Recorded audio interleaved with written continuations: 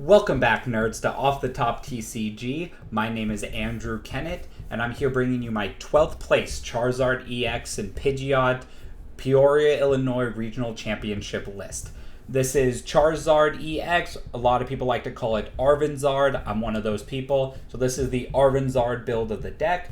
I had an excellent tournament run, ended up going 5-0-4 in day one of competition. Had a lot of ties, but hey, it gets us into day two. Then in day two, ended up going 5-1, went on a big of run, making it to the 12th spot. After that first loss, I was, of course, out of top 8 contention because of going into day two with just 19 match points. That's part of the benefit of not IDing in your last round. Keep that in mind moving forward. But that one loss knocked me out of the top 8, but I was still able to make that top 16 finish, ending up in that 12th seed. And my Arven Charizard was a little bit different. It wasn't too crazy. There was a couple extra little techs here and there, but nothing that was really outlandish. So I'm going to jump into my deck list now. Last little thoughts about the event before doing that is that day 2 events crushed it. If I'm going to be completely honest, this tournament ran so smoothly. We had a lunch break day 1, and we were still out of there by like 9 o'clock. Really solid day 1. Day 2 ran smoothly. There was a lot of people, 1,700 people, and they did an excellent job. Shout out to everyone who did well at this event. I know it was a lot of people's first ever day 2s, a lot of people's first regionals they've ever played in. It was my first regional of the season, and it was a good experience to have. So definitely, if you're on the fence about going to regionals because you hear some horror stories, day 2 events are good. Day 2 events are good ones to go to. Definitely check it out if there's a good one that they're running in your area. I haven't been to any of the other tournament organizers' events this season, but the other tournament organizers have had excellent regionals in the past. But don't let that sway you from wanting to go to those events. So I'm going to jump into this 12th place Charizard EX deck list that I ran in Peoria. So here's the list. I know you guys can probably jump on Limitless, kind of take a look at this list, but I have it up for you just to see. I'm just going to start going through the Pokemon. So I ran the 4 Charmanders. I know there's some lists, usually the Arceus builds that run only 3 Charmanders. I chose to run the 4 because it is the only attacker really in this deck. The 70 HP Charmander that discards a stadium there was such an upgrade from the 60 HP Charmander that we used to have. You'll also see that I play one of the promo Charmanders from the promo 151 sticker box or poster box thing. It was worthless. There was no reason to play this card. I would just play 4 of the ones that discard stadiums. At least I used that attack. Not really ever to even discard Path to the Peak, which is what you would think it would be used for.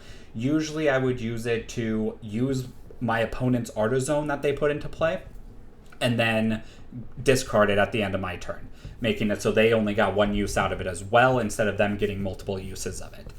That was the main reason to play Charmander. This one that discarded the stadiums. The main reason to play the Charmander, of course, is the 70 HP. There is the 60 HP one that could be the one-of spot instead of the promo Charmander. What that card does is gives you a 1 prize attacker that gets to knock out a Shining Arcana Gardevoir if they have put 12 damage counters on it. So it attacks for 1 energy and it does 30 damage. So of course, if Shining Arcana needs to put 12 damage counters on it because they have to use Gardevoir EX 6 times, then you can return KO without putting another Charizard EX into the active and just knock it out with a Charmander just for 1 energy. I think that is probably a little bit better than running this promo Charmander. The only downside it is one that does have 60 HP. So if you are up against Lost Box or any sort of Lost Box type strategy that runs Sableye, you are going to want to avoid putting that into play later in the game. If it is your first Charmander that you evolve immediately, that's fine. However, a lot of them do play the Echoing Horn. So if it is in your discard pile towards the end of the game, definitely one you want to get out of there and maybe Super Rod back into your deck, because it's just an easy free 10 damage for them, other than them having to Echoing Horn like the 70 HP Charmander. If you do want to play the split, I would say 3-1 with the 60 HP Charmander being the one of, but I think maybe just the 4 discarding Stadium Charmander is all that's needed. Gardevoir didn't feel like the worst matchup, but I'll go over the matchup spread a little bit later on. But it does swing the matchup in your favor a tiny bit. So that was a lot talking about Charmanders. Let's jump into the Charmeleon, which this was one of the last additions to the deck. The Charmeleon was one of the best techs in the deck. It is not something you see often in a lot of the lists. It's in some lists. A lot of people do like to run it, but it is not in the majority of the list. But Charmeleon honestly is goated. This card is insane. It makes it so when you are not ready to evolve into another Charizard EX, let's say there's a path in play, right? Or if they're you still have your Charizard EX in the active, you have energies on board, you kind of want to save that last Charizard EX to be able to attach 3 energies to your Radiant Charizard maybe. There's a couple different things that may pop up. You get to just Ultra Ball into the Charmeleon, or if there isn't a path into play, you can Pidgeot, evolve it into the Charmeleon, so then later in the game, it's always available to evolve into a Charizard with just an Ultra Ball or drawing into Charizard. You don't need the 2-card combo for Rare Candy Charizard. Not to mention, your Rare Candies are usually a little bit taxed in the game. You use one to evolve the Pidgeot almost every game. You use another one to evolve your first Charizard. So that's already 2 gone. You prize 1, you only have 1 left. They're kind of a little bit more difficult to get the multiple Rare Candy Charizards later in the game. It's definitely still doable, but I think the Charmeleon is definitely worth the spot. Not to mention, if you go up against some random Mimikyu decks, you get to knock out Mimikyu in one shot, because it attacks for 90 damage, and it does not it is not a rule box Pokemon. So you actually can attack the Mimikyus with it. Then, the bread and butter of the deck, the reason this deck is good is Charizard EX. I mean, everyone knows kind of what it does. It excels energies to itself. It starts out at a base 180 damage, and then it just continuously goes up. Its biggest weakness is it doesn't hit for 220 after one prize. It only hits for 210, which is unfortunate versus a lot of the Vs and EXs right now. So, looking at Miraidon or looking at Lugia V. But it is still excellent. You can have cards like Vitality Band to make that 220 hit. Shen Pao is another one with the 220 HP that you aren't able to hit after one knockout. Vitality Band is a card that I'll talk about in a little bit. Definitely one that could be put into the deck to hit that 220 mark. Charizard, self-explanatory, charges itself up, Rare Candy into it. Everyone loves Charizard. It's a great card. Jumping into the Pidgeot line, which I run a 2-2 line. This is very common. Nothing special about those. The thing that is controversial, I guess, right now, and no one can really agree on, is which Pidgey do you run? Because obviously this Pidgey has 60 HP. Its attack is 1 energy for 20 damage. So it also can knock out a Shining Arcana with just 1 energy. Kind of a reason to play it instead of that other Charmander. However, it does not have Call for Family. Call for Family, the other Pidgey has Call for Family. 1 colorless energy, search your deck for 2 basic Pokemon, put them onto your bench. Of course, Charizard's a deck that just wants to set up. However, that Pidgey does have 50 HP, which is a big liability, once again, versus these Lost Zone style strategies and anyone playing Sableye. So that 50 HP allows Sableye to then have that extra 10 damage to put somewhere on Charizard, on your Pidgeot EX, or on another Charmander to set up multiple knockout. It can be problematic. That 10 damage can actually be the deciding factor of the game. It is a close matchup, and that 10 damage can be impactful. Not to mention, once again, they run Echoing Horn. If they're able to Echoing Horn a 50 HP Pokemon back into play, they just get 20 extra damage instead of having to kill a Charmander, which is also the other factor. If they are able to get a Sableye attack off before you have evolved a Charmander, they are able to knock out both a Pidgey and a Charmander, taking 2 prizes, putting them ahead in the prize trade. It's very hard to come back after that. I personally chose to run the 260 HP Pidgeys. I think I don't like doing the 1-1 split. I think the 1-1 split's kind of pointless. If you want to run the 50 HP Pidgey, it's because you want to attack with it turn 1. You're never attacking with it outside of turn 1. So what that means is you want to start it. Typically, you want to have Mew in the active at the end of your turn. However, if you start Pidgey, it makes it so you can just attach an energy. Maybe you didn't draw the battle passes early on. You get the battle pass, you get set up, you start playing by turn 2, right? So I would say it's either 2 of the 60 HP or 2 of the Call for Family. That's just my personal preference. I know a lot of people like to do the 1-1 split. I just feel like you never really use it. I have never used the Call for Family Pidgey when I was running it. So I would rather retreat into the Mew and then Mew try to dig for a Battle Pass or a Nest Ball. Essentially kind of the same thing, but now they're knocking out a Mew instead of my Pidgey, which I want Pidgey in play. Pidgeot EX, of course, has Quick Search, going to be searching your deck for 1 card every single turn. It does get shut off by Path to the Peak. However, you usually are able to create a board that is so good that they actually can't handle anything that even with Path to the Peak in play. There are some plays where they get Diona, Path to the Peak, and kind of hope that you dead draw. But once you get if you get 2 Charizards set up, it's really hard for them to shut you down with Path to the Peak. That's why there are a lot of outs to Path early on in this deck. Pidgeot, an amazing card. It's a good attacker.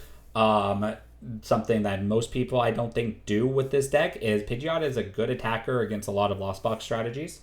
Of course, they can Raikou it. However, if they are Raikouing it, they are just trading 2 for 2, which speeds up the game, and now they are not adding Sableye damage onto the board, which that is a big deal when we are talking about the Lost Box strategy. They need to set up those knockouts with Sableye. So if they accelerate the matchup by giving 2 prizes up and taking 2 prizes, it actually works in our favor in the long run. But it is a good attacker. It does 120 damage for 2 energies and discards a stadium. So it does get rid of Path of the Peak if it is in play and you're not able to get rid of it.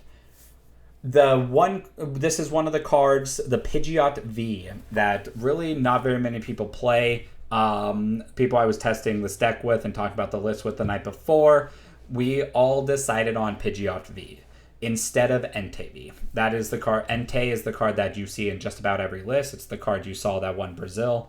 However, Entei kind of doesn't do anything. I'm just going to say it. All Entei does is it gives your opponent a 2 prize out that they only have to do 230 damage to. That is really easy for every deck in this format to knock out. I want my opponents to have to kill 2 330 HP Charizards and a Pidgeot EX if they want the easiest route to victory. Or if they want the hardest route to victory, that's 3 Charizard EXs, right? I do not want them to get free knockouts on Entei. Yes, Entei can apply a little bit of pressure and take a prize turn 1 or turn 2. Maybe get 2 prizes, the fleet-footed. Yeah, I can apply some pressure, but Charizard does the same thing. I would rather have a Charizard EX in the active than an Entei EX or an Entei V. So that's where Pidgeot comes in. It's another out to allow us to use Forest Seal Stone, and then we just get to shuffle it right back into the deck. The other thing Pidgeot V does is against the Lost Box strategy, you can put it down on your bench, and this is actually a strategy that won the event, right? They played in their Kyogre list a Pidgeot V for the mirror to be able to play down on their bench, and then it kind of shuts off Escape Rope for all Lost Box decks. If they play Escape Rope, you bring up Pidgeot V, they Cramorant, hit it for 110, you retreat it, shuffle it back into your deck. They just lost out on an entire turn and 110 damage. This is a very strong play to do against Lost Box. Yes, there is chances that they hit the turn 1-7 and they Raikou to knock out the Pidgeot or Dragonite to knock out the Pidgeot. However, then Charizard comes up, takes the 2 prizes, and once again, that accelerated the game, and they did not kill any of your little guys. So you get to evolve 2 Charmanders. You get to evolve your Pidgey, right? So now they do not have free, easy knockouts to win the game. And they just accelerated the game by 2 turns, giving you a 2 prizer instead of going through 5 1 prizers and 1 2 prizer, right? So they let you kill it early. Definitely a strong card, and I think it should replace Entei in every list. I think Entei is just not a very good card. It doesn't really do a lot. Next are Radiant Pokemon, Radiant Charizard. This card's kind of garbage. I'm not gonna lie. I did not use this card once. I think it was stuck active more than I attacked with it. I didn't even attack with it. I think I threatened to attack with it once. but it wasn't even relevant. So this card is just not good, honestly. I don't know if I would play a Radiant card. It's nice to kind of have the threat of it against decks like maybe Shen Pao or Miraidon, some of these 220 HP Vs that you want to take a knockout with a one prizer. But I'm not convinced this card makes the cut moving forward. Radiant Serena might be better to help the Lost Box matchup even more, or just no Radiant Pokemon and just keeping it straightforward. This guy has 3 retreat costs, and sometimes it is hard to, if you start it is hard to want to find the escape rope with your Arven or your Quick Search to be able to get it out of the active. There were times that I just couldn't, and I would have to Arven for Rare Candy to attach 3 energies to it with Charizard EX, and then manually retreat it, because that was the most efficient way to do it. So I'm not crazy about it. I know I might get flamed a lot for people, and from people who love this card, and they're like, no, this is the reason to play the deck. I don't know. I attacked with it one time. In the entire 15 rounds I played, took one loss and attacked with it one time. So I don't know. Not my favorite card in the deck. Mew, necessary evil in the deck, similar to the Guardy strategy, as you have 1 retreat cost on everything except for a Radiant Zard. So if you start anything but Mew, you can Battle Pass for it, Nest Ball for it, bring it up to the actives, dig for Battle Pass or another Rare Candy, and that, or a Rare Candy for the following turn. And then they are also, it's a good meat shield. That's really its thing. It's a meat shield. It takes the knockout, so you get to keep all your Charmanders and Pidgeys in play. It also puts them on the odd prize. So now they're at 5. Then if they take 2, they're at 3. 2 again, they're at 1. Now Charizard EX is hitting for 330 damage. It's maximizing its damage that way. So Mew, necessary evil. Just like in Guardy, you play it as a meat shield that can find your pieces early on. Manaphy, also one of the worst cards in the deck. I really did not utilize Manaphy once. I only played against Turbo Lost Box one time, so it really didn't come up in a lot of matchups, but it was kind of just a worthless card that really didn't do anything. I don't think it's reasonable to take it out, though. I think it is needed, and you should be playing it moving forward. Next, Lumineon. Card's amazing. Similar to Lugia, you want to be able to Lumineon for Arven for Battle Pass, and for Sealstone. Attach for Sealstone to Lumineon. There we go. Now we're fully set up. We have a 4 Sealstone going on for next turn. Usually gets us Rare Candy Pidgeot into Rare Candy Charizard. We just need one other piece, an Ultra Ball, a Pidgeot, a Charizard. We need anything. Or an Arven. We need just any of those cards to be able to get both of them out turn 2. Lumineon's a card that I would consider going up to 2 of. Just like how Lugia decks run it, I would run 2 of this card. But just a solid card. It's the engine. Spiritomb does hurt this deck, and Spiritomb would shut off that Lumineon. And without the Lumineon, there are some hands that are close to unplayable with this deck. And Lumineon gets you out of it a lot. So Spiritomb is a big counter to Charizard right now. Next, the supporter engine. Straightforward. 4 Arven, 3 Iono, 3 Boss. We want to Arven turn 1, Arven turn 2, get fully set up, and then we are wanting to boss the entire game. We want to boss whatever we think is going to be the biggest issue for us, whether it's Kirlias, whether it's Archeops, whether it's Baxcaliburs, whether it's the Raichu V on the bench. We want to, or whether it's the Radiant Greninja, right? Whatever we want to boss up, we want to boss it every single turn. And then if we are behind and we do need a little bit of extra draw power, or we do need a little bit of luck from our opponent's whiffing because we're behind on the prize trade, that's where the Iono comes in. I think Iono can be cut down to 2. And then one more actual draw supporter, where Iono, typically we're drawing 4, 2, 1, not a lot of cards to find our pieces. So I think one Iono gets cut for the Professor's Research. I think one Professor's Research is really good. You can always quick search it out or Lumineon for it. So I would cut one Iono for a Professor's Research. For Rare Candy, self-explanatory. It's the reason the deck works. Of course, we're not manually evolving into Charmeleons and Pidgeotos often. We just play the one Charmeleon. You always want to find Rare Candies. 4 is never enough. You always want as many as possible because you always want to see this card. And then the Pokemon search, the 4 Battle Pass, 4 Ultra Ball, 2 Nest Balls. Pretty standard, nothing crazy there, just gets us through the deck. The one escape rope is a card that I personally hated. I went back and forth with everyone playing this deck this weekend, and they liked it. Some didn't like it. Some liked it. I hated it. It was only good when I started Radiant Charizard. So if I'm cutting Radiant Charizard, there's no reason for me to have escape rope. Escape rope actually didn't do anything, and I wouldn't cut it for a switch at all either. I would just use that card as an extra space for maybe a different tech for the deck. But Escape Rope was pretty worthless. It feels like one of those cards where, okay, this feels bad. I guess I have to Escape Rope because I started Radiant Charizard. Or I mismanaged my energies and my opponent was able to boss up my Radiant Charizard and is now stalling it out for the rest of the game, right? And trying to deck you out. That's where Escape Rope comes in handy. So if you manage your energies well, there's no reason to really have it in the deck. Next card, Super Rod. Also, surprisingly, a card I never really got much value out of. I did use the Super Rod. It was used, just like Escape Rope, they were used, but it didn't win me games. It didn't prevent me from really losing. All Super Rod really did was allow me to be a little bit more lenient and Ultra Ball away some more energies, which is nice. It is definitely nice to be able to do that. But the only other thing Super Rod did was against any Lost Zone strategies, I was able to Super Rod back in my basic Pokemon so that they had no targets to Echoing Horn. That was the main use for it. Not crazy about Super Rod. It's a card I would consider cutting from the list. It may still end up in the list just for funky hands, especially if a Professor's Research is being added to the deck. But Super Rod, not my favorite card in the deck. Lost Vacuum. This card's insane. I did cut it down to 2, or cut it down to 1, even though the winning list ran 2. I think 2 is actually correct, especially with Miraidon being so popular and doing so well in this event. Being able to discard their Bravery Charms, they essentially do not get to win the game if you're able to both get rid of Path of the Peak and Bravery Charm. So I think 2 is very reasonable. It is out to Path, and it makes it so you can get rid of those Bravery Charms. Just a great card. You can Arven for it. I would play 2, I think, moving forward.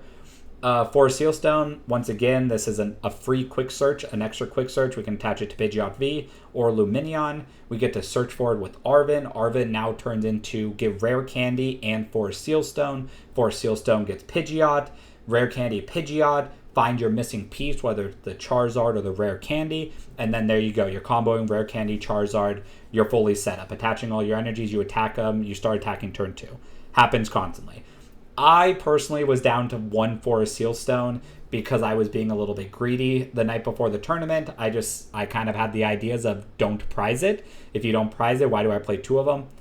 I did up it to 2 because I didn't want to be too greedy. I wanted to just make sure I was consistently setting up, and it worked out. There were a lot of hands that were pretty bad if I didn't have 4 Sealstone in them. So definitely strongly suggest running 2 of those forests.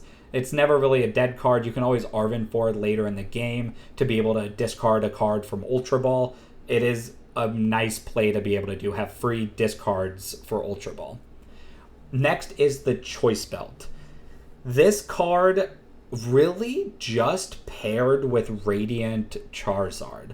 Other than that, it did not have too much value.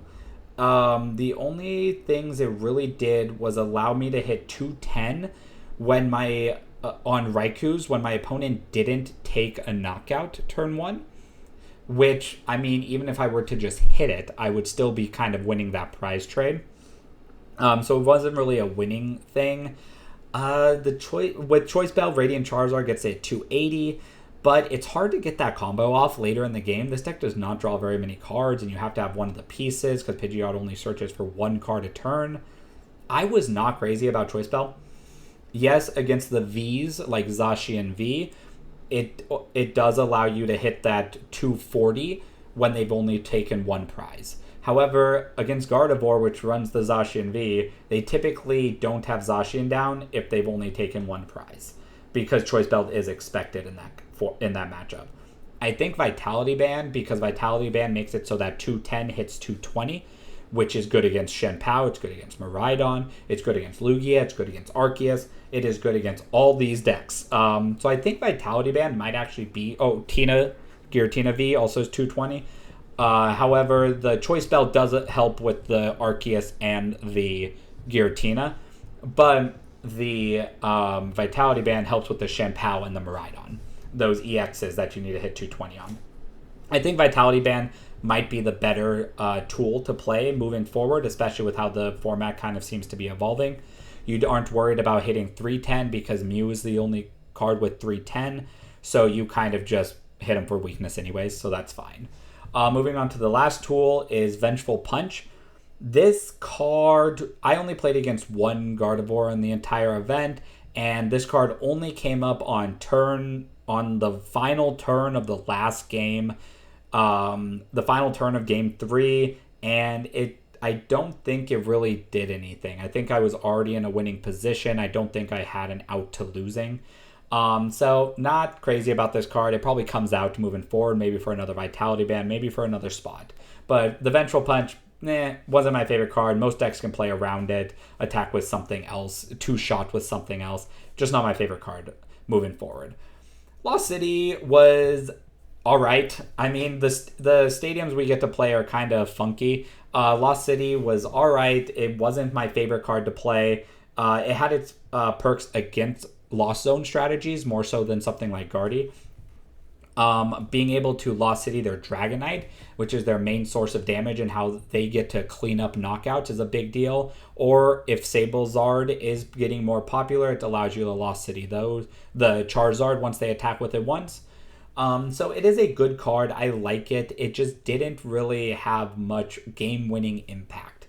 The other options are, of course, Artazone or Magma Basin. I think that Artazone lets you set up. Of course, it's a good card because it lets you set up. However, that wasn't an issue. I was not having an issue setting up, so do I really need that additional card to help me set up when it also helps my opponent set up? I'm not convinced I would even play the Artazone in this deck. I think the Lost City is kind of all that's needed, or is the best one because Artazone is just not needed. Magma Basin, another story. Magma Basin makes Radiant Charizard better, but it also is also better if you run Radiant Serena. So Magma Basin kind of just is in this weird spot where it's just not the best stadium for this type of list that I have built. So we landed on Lost City. Next, we're going to jump into the Collapse Stadium. Actually, we'll save Path to the Peak for last, but the Collapse Stadium, pretty worthless. I used it one time to discard my Lumineon, like turn 2, because it was just happened to be in my hand. I'm never searching for Collapse Stadium, and it's hard to fill my bench and find Collapse Stadium on the same turn that I needed. It was a play that came up one time and would have helped me win one of my ties. However, I just couldn't get all the pieces because, once again, you do only get to search for one card per turn. So I couldn't find my 5th Pokemon and my Collapse Stadium to be able to discard my damaged Pidgeot. So not that good. I would, once again, maybe changed it for that 3rd Lost City. Maybe take it out for the 2nd Lost Vacuum. I would probably not play Collapse moving forward. Path to the Peak, also a card I would not play moving forward. This card just didn't do anything. It didn't work how I wanted it to. I was expecting to be able to surprise Path to the Peak some people, like against Guardy, end of the game, be able to Path to the Peak. Once again, only played against Guardy, didn't really come up, but Iono Path at the end of the game just felt so powerful. But shutting off my own Pidgeot also made me realize that I don't have a way to win the game unless I also top deck my boss's orders if Path to the Peak is in play. So it created some weird spots that I just never played it down. I would cut Path to the Peak, probably for a 3rd Stadium, probably the 3rd Lost City as of right now, maybe one Artazone. Not really sure where I am at moving forward with that, but I would definitely cut the Path. I would definitely cut the Collapse. I would definitely put in another Lost Vacuum and one more Stadium, either the 3rd Lost City or the Artazone. Magma Basin if you're planning on keeping Radiant Charizard in the deck. And then last, just the 8 energies. It's just the number you play. It's the consistent number. You always have them. You have the Super Rod to get some back. You only really need 6 energies in the game to attack, maybe 5 if you're attacking with Radiant Charizard. So not a lot of energies needed. You typically need a turn 1 to retreat into Mew, but 1 energy or 8 energies is kind of all you need. So that's the list. It worked really well. We're going to jump into where my matchups were at. We're going to run through this pretty quickly. Round 1, I tied against Rapid Strike Malmar, or Rapid Strike Urshifu and Teleon VMAX. I won a good long game 1. It was a grindy one. And then game 2, I got turn 2 Yoga Looped, had no way around it. And they were just able to continuously clear my board away. And we weren't even close to finishing a game 3. So we ended up tying. I think the matchup's pretty favorable. I beat it later in the event. Matchup's favorable as long as you don't get the turn 2 Yoga Looped. If you are going second, there is an argument to not play down a Pidgey, because that is the easiest thing for them to turn 2 Yoga Loop. Because they can turn 2 Yoga Loop it with only 1 Inteleon VMAX in play by going Inteleon, Double Gunner, Radiant Alakazam, move it to the Pidgey, and then Metachamming it. Then they get to G-Max Rapid Flow, knock out both of your Charmanders, whatever it might be, if you don't have Manaphy, of course. But the Pidgey is the easiest thing for them to get that knockout, the turn 2 Yoga Loop on. Next, Single Strike Lugia, one of the best matchups for the deck. Really hard for that deck to really do anything. You get to kind of pick apart their board while they're trying to two-shot you. So I typically in this matchup will either, if I have the outs to take knockouts on 2 prizers, I will.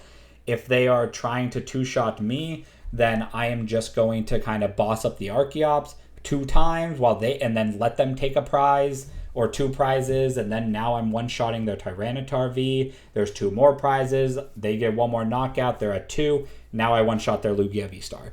This matchup is really bad for them. Round 3 was a rogue deck there. It's the substitute. It was Rotom V-Star. The deck was kind of scary. Unfortunately, it was just a little bit not as consistent as me. Of course, when you're playing 18 tools, of course, your deck's not going to be as consistent. I was able to Choice Belt and then just kind of boss Rotom Vs to take 2 prizes over and over again.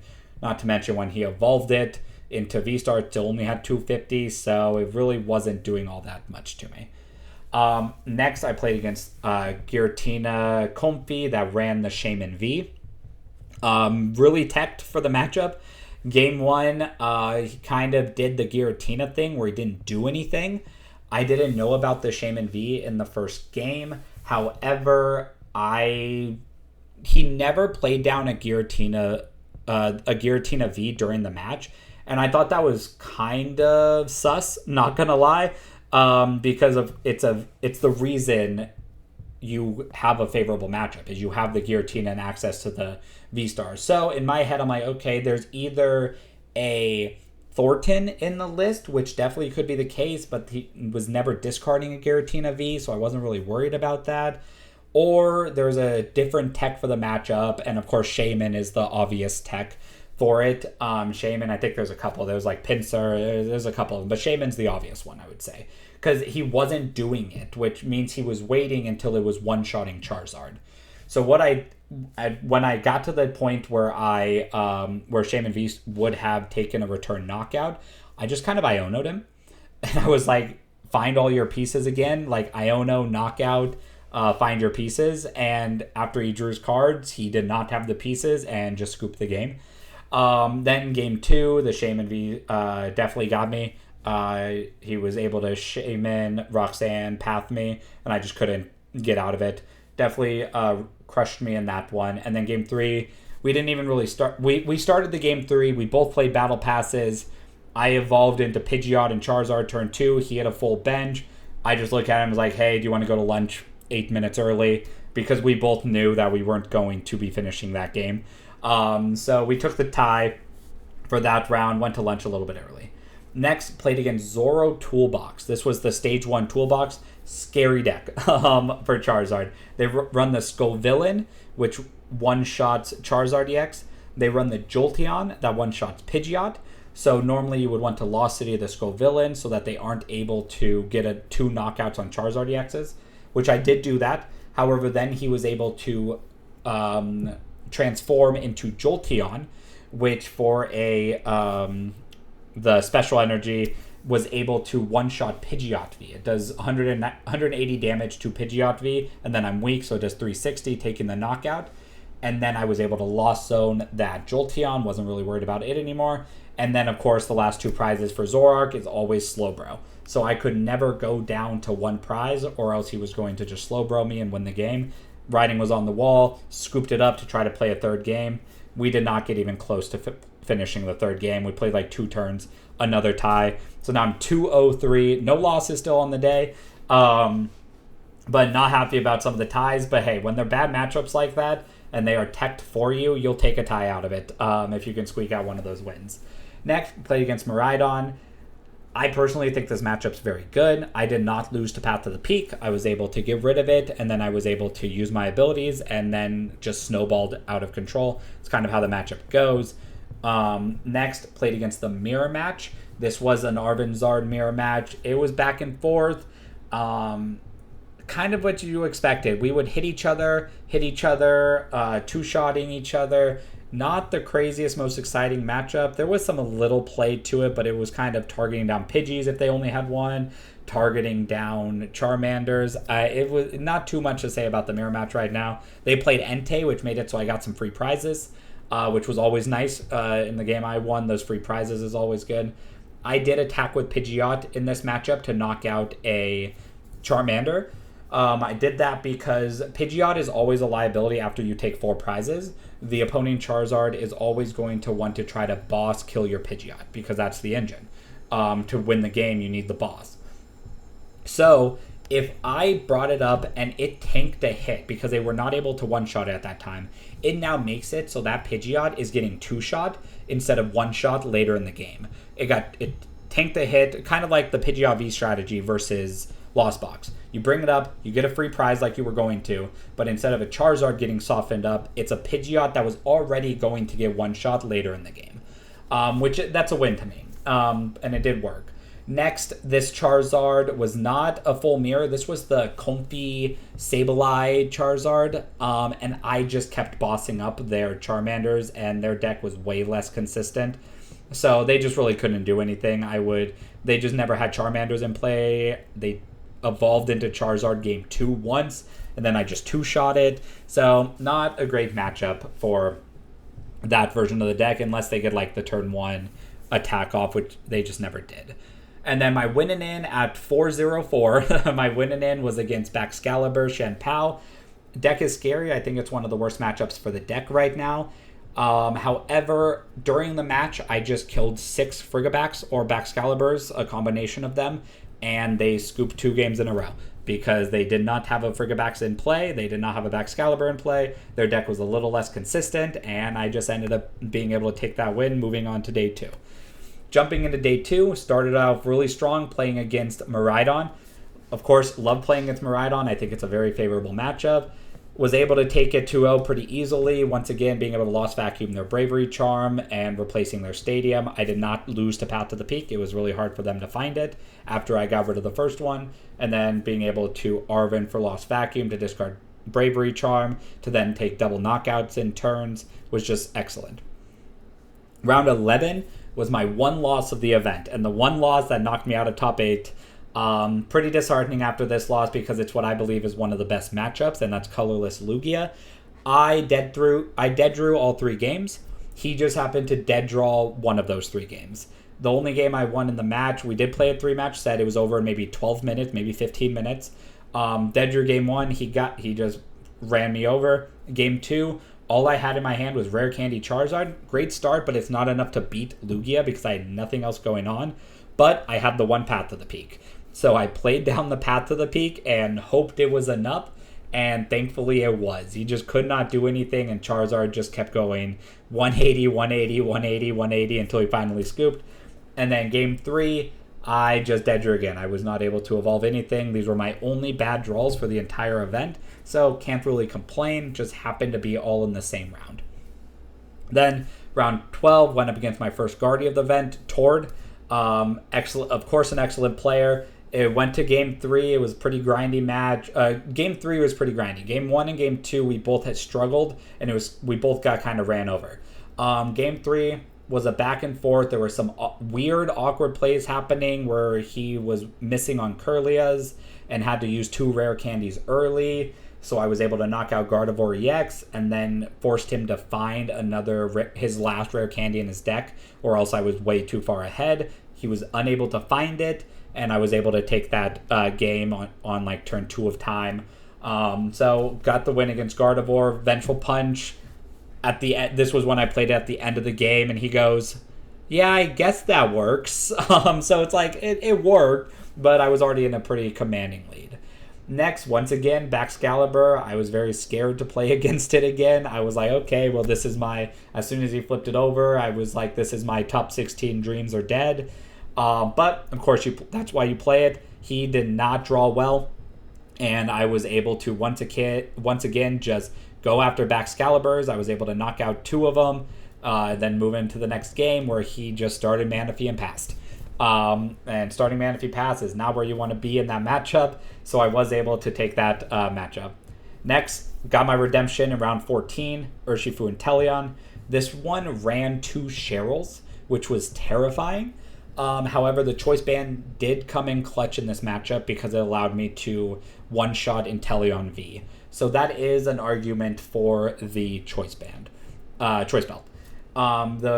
Being able to hit 210 on Inteleon V made it so I could kill Inteleon V, knock out the Octillery, and then only needed 1 VMAX to knock out, which when there are 1 prize, I get to do 330 to it. So as long as you play around the Yoga Loop, he was able to get the turn 2 Yoga Loop off this time. However, I was in a much better board position than I was last time, and I was able to then Lost City knock out the Metacham, so I did not have to worry about the Metacham the rest of the game because it was in the Lost Zone. Something to kind of look out for with the Lost Cities is being able to Lost City those pesky Metacham Vs or those Dragonites. And then in my winning in top 16 versus Nicholas Moffat, of course, an amazing player and definitely knows his way around Comfy and Dragonites and Lost Box strategies. So, of course, it was a grindy match. I was able to Lost City as Dragonite. He made a couple errors towards the end of the game there that could have gotten him game 2. Game 1, he just dead drew, and I did my thing. I rare candy Charizard and was able to take like 3 prizes before he could really do anything. Game 2, he made a couple of errors with his Mew EX sequencing, and it ended up costing him the game where he just ran out of the resources and was not able to finally get the last 2 prizes, even though I was at 1 prize. So, an excellent tournament for me. As you can see, I played against a variety of decks. I played against basically every deck you would expect to see in an event. And the tournament, 1 loss, I had the 4 ties. They were all day 1, but 10 wins, ended up 12th seed. Deck is really good. Of course, no Charizard's top 8'd, but I do still think the deck is powerful going into Sacramento. But that's the list. That's the tournament report. Definitely keep a watch out for this week. Tomorrow, we're also going to have Terrence Miller, who ended up 6th place, top 8ing with the Sablezard deck. He's a local friend of mine, and we're going to do an in-person deck profile with him tomorrow. Jeremy Jallin, my co-host, is going to be doing that. But I will look forward to seeing everyone in Sacramento. I will be there. I will not be in Toronto. But we're going to post a couple decks during this week, looking forward to Sacramento. So be on the lookout for those. But everyone have a good time and keep testing. Get ready for Sacramento.